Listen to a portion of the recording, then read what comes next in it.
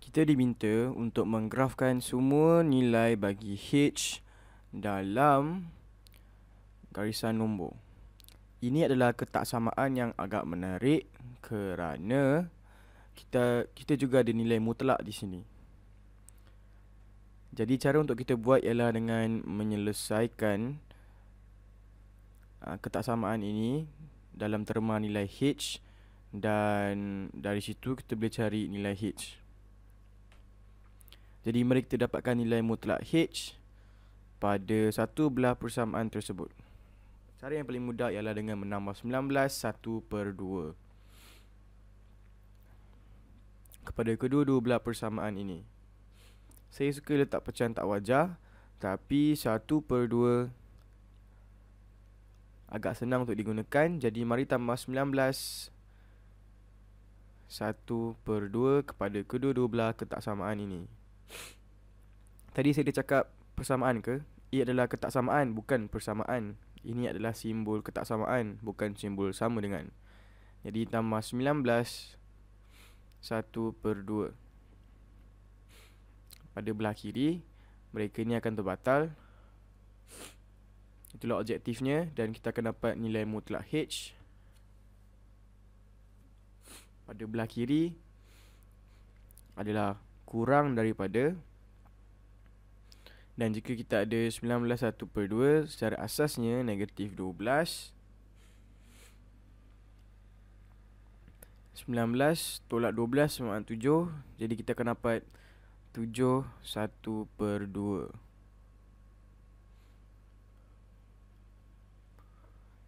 Jadi sekarang kita ada nilai mutlak H ialah kurang daripada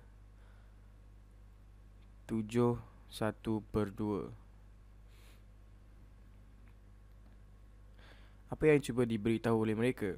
Ia bermakna jaraknya. Satu lagi cara untuk selesaikan ini, ingat, nilai mutlak adalah sama dengan jarak daripada kosong.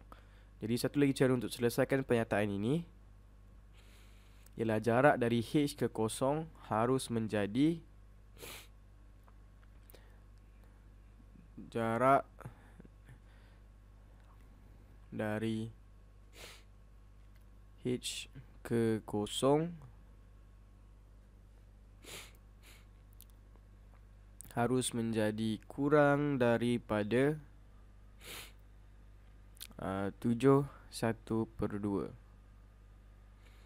Jadi apakah nilai H yang akan mempunyai jarak kurang daripada 7 1/2? Ia boleh kurang daripada 7 1/2 dan lebih daripada kosong, atau sama dengan kosong. Biar saya buat macam ni.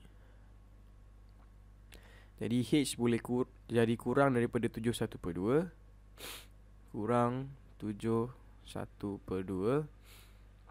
Tapi jika ia pergi jauh ke negatif, jika ia pergi ke negatif 3, boleh lagi. Negatif 4, negatif 5, negatif 6, negatif 7, ia masih boleh diterima. Tapi pada negatif 8, tiba-tiba nilai mutlak itu takkan menjadi kurang daripada ini. Jadi ia harus lebih daripada negatif 7 1/2.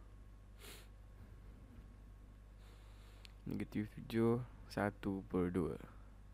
Jika anda bagi saya apa pun nombor pada selangan ini, nilainya akan menjadi kurang daripada 7 1/2 kerana semua nombor ini adalah kurang daripada 7 1/2, jauh daripada kosong.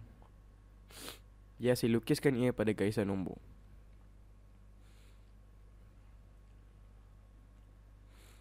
Jadi jika ini adalah garisan nombor kita,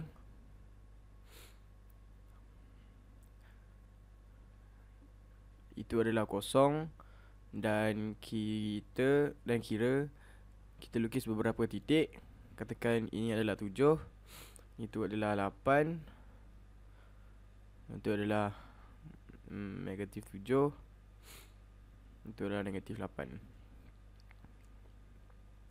Apakah nombor yang kurang dari 7 1/2 jauh daripada kosong? Anda hanya pergi ke atas sehingga 7 1/2 ialah 7 1/2 jauh. Jadi anda tak boleh kira itu. Jadi 7 1/2, anda lukis bulatan di sekeliling ia. Sama juga seperti negatif 71/2. Nilai mutlak ia ialah 71/2 jauh. Kita perlu kurangkan jarak sebanyak 71/2. Dari titik itu takkan termasuk positif 71/2 atau negatif 71/2. Sekarang semua di antara mereka adalah kurang daripada jarak 71/2 daripada kosong. Jadi yang lain akan dikira kesemua di luar ialah lebih daripada 71/2 jauh dari kosong. Dan kita sudah pun siap.